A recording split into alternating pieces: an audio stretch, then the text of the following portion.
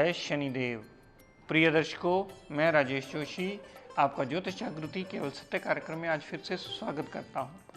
प्रिय दर्शकों, हमने बात शुरू की थी गुरु के गोचर की, जो कि आप खुद निर्णय कर सकते हैं कि आपकी कुंडली में कैसा पड़ा है और गोचर की मूवमेंट आने से आपको कैसे फल देगा। जिनका अच्छा पड़ा है उन्हें अच्छे फल देगा, जिनका बुरा पड़ा है उन्हें बुरे फल देगा। आज उसी गुरु के गोचर ग्रह की बात करते हैं वृष लगन की कुंडली पे। बाकी ग्रहों की भी आप ऐसे ही निर्णय कर सकते हैं ताकि आपको गोचर इजीली समझ आ जाए कि गोचर कैसे अप्लाई करके आप अपने रिजल्ट्स का विवेचन कर सकते हैं, ये रिजल्ट्स का निर्णय कर सकते हैं। आपकी जन्म कुंडली ही निर्धारण करती है कि वो प्लैनेट आपके लिए कितना अच्छा या कितना बुरा रिजल्ट देने वाला है गोचर की मूवमेंट से। प्रिय दर्शकों, आज हम वृष लगन की कुंडली में बृहस्पति की बात करते हैं, जो कि गोचर में लगन में आ चुके हैं। बहुत सारे लोग इसे अपने तरीके से डिफाइन करते हैं, लेकिन हम आपको विस्तृत जानकारी इस हिसाब से देंगे कि आप कुंडली में सही विवेचन कर पाओ। वैसे तो आप सभी जानते हैं कि वृष लगन की कुंडली में बृहस्पति देवता एक मारक ग्रह माने जाते हैं, जो कि 8वें और 11वें भाव के मालिक माने जाते हैं। 8वें और 11वें भाव के मालिक होने की वजह से इन्हें मार्केत्व प्राप्त है और ये देव गुरु हैं, और वृष लगन की कुंडली दानव गुरु की मानी जाती है। लेकिन एक कंडीशन दर्शकों ऐसी है जिसमें ये बृहस्पति देवता भी जातक को सदैव पॉजिटिव रिजल्ट देने में बाध्य हो जाते हैं। वो कंडीशन है विपरीत राजयोग की कंडीशन। बृहस्पति देवता इस लगन कुंडली में 8वें भाव के मालिक हैं।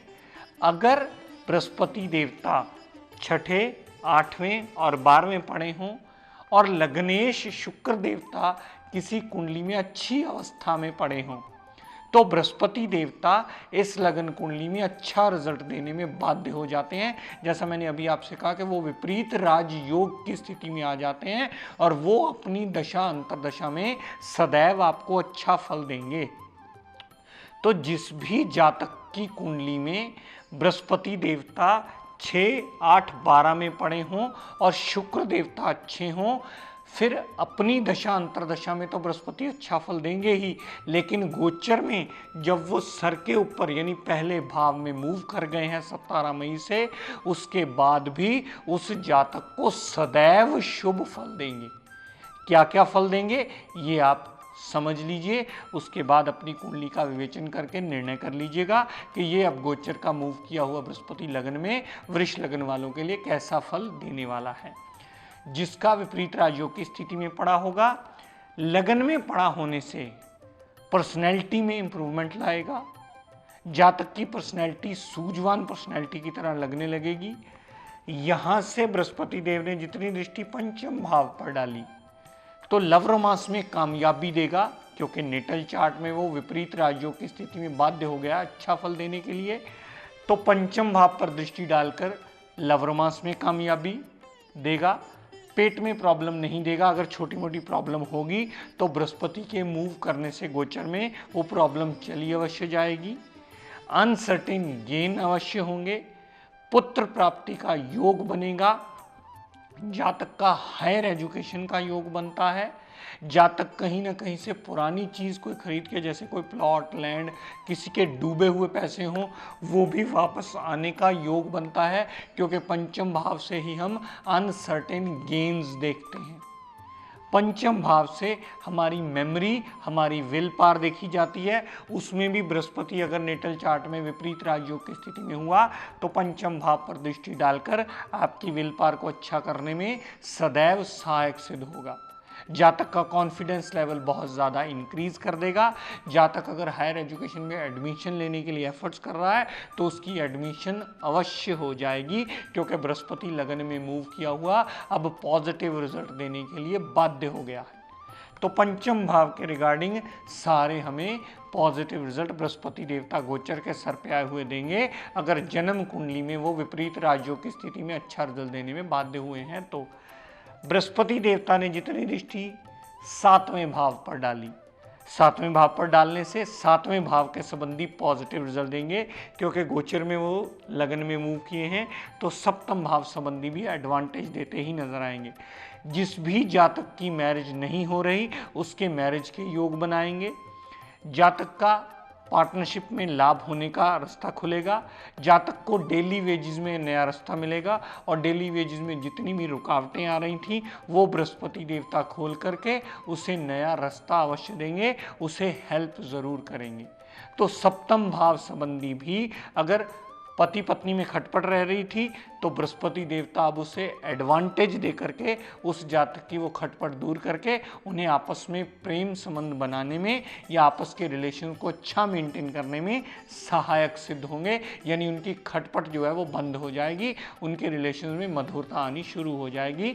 गोचर के बृहस्पति लगन में मूव किए हुए तो, और वो विपरीत राज्यों की स्थिति में बाध्य हुए कुंडली में अच्छा फल देने के लिए तो बृहस्पति देवता ने नवम दृष्टि जो नवम भाव पर डाली, पिता की केयर करने वाला जातक बन जाएगा, जातक धर्म को मानने वाला बन जाएगा, जातक धार्मिक स्थान पर यात्रा जरूर कर लेगा, जातक अपनी फजूल की खर्ची छोड़ करके धर्म स्थान पर खर्चा करने के लिए उसका मन उसे बाध्य जरूर करेगा, जातक को कहीं ना कहीं से लाभ अर्जित होता रहेगा, पिता से कहीं ना कहीं से सपोर्ट मिलती रहेगी, जातक कहीं ना कहीं कोई काम अगर रिसर्च से उसका अटका हुआ तो वो पूरा करने के लिए उसे समय अवश्य जातक को मिल जाएगा। गोचर का बृहस्पति लगन में मूव किया हुआ तो बृहस्पति देवता इस लगन कुंडली में गोचर में आकर अच्छा फल अवश्य देंगे अगर आपकी जन्म कुंडली में। बार बार प्रिय दर्शकों ये बात दोहराता हूं ताकि आपको पक्की हो जाए, इस बारे में आप विस्तृत रूप से जानकारी ले लें कि नेटल चार्ट में कैसा पड़ा है। अगर आपको नहीं समझ में आ रहा तो किसी विद्वान की मदद लेके ये पूछ लें कि मेरी कुंडली में अभी ये बृहस्पति अच्छा फल देने के लिए बाध्य हुआ है, किसी विपरीत राज्यों की कंडीशन में आया है, या ये मारक ग्रह है ये बुरा फल देने के लिए बाध्य है। आज हम इसके अच्छे फलों की चर्चा कर रहे हैं, कल इसके बुरे फलों की चर्चा करेंगे, क्योंकि है ये मारक ग्रह, सिर्फ तब अच्छा फल देता है जब विपरीत राज्यों की स्थिति में आ जाए तो बृहस्पति देवता लगन में पड़े हुए जितनी दृष्टि नवम भाव पर डालेंगे उसके संबंधी भी पॉजिटिव रिजल्ट देंगे। अगर आपकी जन्म कुंडली में किसी बहाने से ये पॉजिटिव पड़े हुए हैं तो लाभ की कमी कभी नहीं आएगी, बड़े भाई बहन से भी पूर्णतः सपोर्ट मिलेगी। जितने आपके अटके हुए काम होंगे, डिले हो रहे काम होंगे, जैसे मान लो किसी गवर्नमेंट ऑफिशियल में आपकी फाइल अटकी हुई है या कोई काम आपका बन नहीं रहा, काम के लिए आप एफर्ट्स कर रहे हैं, भाग दौड़ कर रहे हैं, वो रिजल्ट आपको नहीं दे रहा, तो गोचर में आपके लगन में आया हुआ बृहस्पति आपको अच्छा फल देने में बाध्य जरूर होगा। बस शर्त वो पुरानी वाली जो मैं बार बार आपको रिपीट करता हूँ, याद रखेगा कि नेटल चार्ट में उस अवस्था में होना जरूर चाहिए। दूसरी बात जिसे बहुत ज़्यादा अब आप लोग समझ चुके हैं, मैं थोड़ा सा हिंट लेकिन फिर भी दे दूं, degree wise capability of the planet साथ में ज़रूर देख लीजिएगा ताकि आप इजीली निर्णय कर पाएँ कि अब वो मेरे सर के ऊपर बृहस्पति आ गया है वृष लगन में, अब वो पूरा साल आपको किस मूवमेंट में ला करके कैसे रिजल्ट देने में बाध्य करेगा। मारक ग्रह सदैव मारक नहीं होता, जब अगर उस पर कोई थ्योरी अप्लाई हो जाए तो वो भी अच्छा रिजल्ट देने में बाध्य हो जाती है। योग कारक ग्रह सदैव योग कारकता के रिजल्ट नहीं देता, वो भी नेगेटिव रिजल्ट देने में बाध्य हो सकता है अगर कहीं उसकी प्लेसमेंट गलत हो जाए, नीच अवस्था में आ जाए, 0 डिग्री हो जाए, अस्त अवस्था में आ जाए, 29 डिग्री हो जाए, 6, 8, 12 में चला जाए। अगर आपका योग कारक ग्रह भी 6, 8, 12 में आकर नीच अस्त 0 डिग्री हो जाएगा तो अपनी दशा अंतरदशा में सदैव बुरे फल देगा और गोचर में उसकी मूवमेंट भी सदैव जिस भाव में से भ्रमण करती चली जाएगी उस भाव के रिगार्डिंग आपको नेगेटिव रिजल्ट ही देती चली जाएगी। मेरा इस गोचर को समझाने का एक मुख्य मकसद ये भी है प्रिय दर्शकों कि नेटल चार्ट के आधार पर ही गोचर टिका हुआ है। गोचर की अलग मूवमेंट या अलग रिजल्ट नहीं होते। गोचर में आप कारक मारक पढ़ें चाहे न पढ़ें, लेकिन नेटल के कारक मारक डिसाइड करें, जिससे गोचर के रिजल्ट्स आपको डिसाइड करने में बहुत ज़्यादा आसानी रहे। हमेशा कारक कहे जाने वाला ग्रह आपका पट्टा बिठा सकता है। हमेशा मारक कहे जाने वाला ग्रह अगर किसी विपरीत राज्यों की कंडीशन में आ गया तो आपको जिंदगी में कई गुना बुलंदियां दे सकता है। ये आपको समझना होगा कि आपका ग्रह किस अवस्था और किस स्थिति में पड़ा है। अगर आप ये विवेचन करना सीख जाते हैं तो समझ लीजिएगा एस्ट्रोलॉजी का बहुत बड़ा स्तंभ आपको आ गया, एस्ट्रोलॉजी का बहुत बड़ा पड़ाव आपने पार कर लिया। हमें जिस बात को समझने में शास्त्रों में अपने गुरु के अंडर रहकर 17 साल लगे, आपको थोड़े ही समय में वो समझ आ जाएगा। तो नेटल चार्ट ही आधार स्वरूप माना जाता है हमारे गोचर का। गोचर अलग से अपना इंडिविजुअल कभी रिजल्ट किसी को एक जैसा नहीं देता। वो हर एक लगन कुंडली में, चाहे हाउस एक ही में मूव किया हो, जितनी भी वृष लगन की कुंडलियां हैं सबके लिए आया वो लगन में ही है, लेकिन हर एक के रिजल्ट उसकी जन्म कुंडली में पड़ा हुआ वो अच्छा या बुरा कितना है वो निर्णय करेगा। अगर जन्म कुंडली में वो, आज जैसे मैंने आपको विस्तृत जानकारी दी कि जन्म कुंडली में अगर वो विपरीत राजयोग की स्थिति में आया है तो लगन में आने पर भी वो बाध्य है कि वो अच्छा ही रिजल्ट देगा। कल मैं आपको इसके बुरे फलों की जानकारी दूंगा, जिनकी कुंडली में ये बुरा पड़ा है वो आपको कैसे फल देने वाला है। और बाकी ग्रहों की भी आप अगर विस्तृत एनालाइजेशन करना चाहते हैं तो स्वयं भी कर सकते हैं। मेरी कोशिश भी रहेगी कि आपको इसकी विस्तृत जानकारी दूं ताकि आगे आप इजीली इन सब चीज़ों को समझ पाएं। इसे समझना इसलिए बहुत ज़्यादा ज़रूरी हो जाता है क्योंकि 50% रोल हमारे गोचर का ही होता है। हमारी ज़िंदगी में कोई भी इवेंट गोचर हैपन अकेला नहीं करवाता जब तक उसके साथ दशा अंतरदशा नहीं जुड़ती। दशा अंतरदशा जुड़ती है तभी वो ग्रह 50% रिजल्ट बनाता है, 50% गोचर रिजल्ट बनाता है, तो 100% होकर के हमारे ज़िंदगी में वो इवेंट हैपन होता है। मैं ये इसलिए भी कहता हूँ क्योंकि बहुत सारे लोगों को ये गलतफहमी होती है कि गोचर से ही ये इवेंट हैपन होगा, गोचर से ही वो इवेंट हैपन होगा, लेकिन अगर दशा अलाउ नहीं करेगी तो अकेला गोचर कुछ नहीं कर पाएगा। वो कुंडली के विवेचन का सिर्फ 50% हिस्सा है।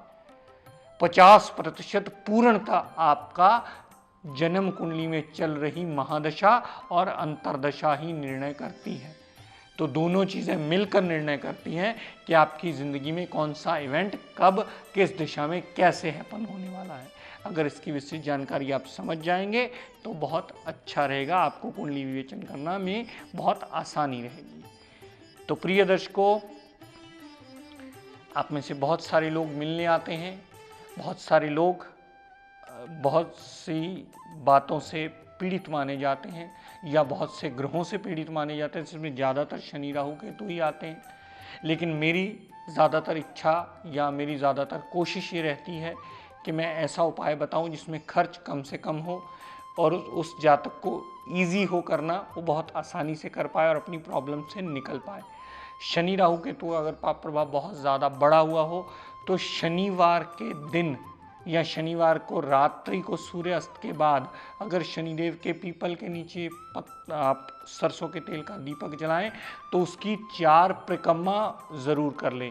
वो परिक्रमा की हुई पीपल के आसपास दीपक जला करके शनिदेव का पाप प्रभाव खत्म करने में बहुत बड़ा मेजर रोल प्ले करती है।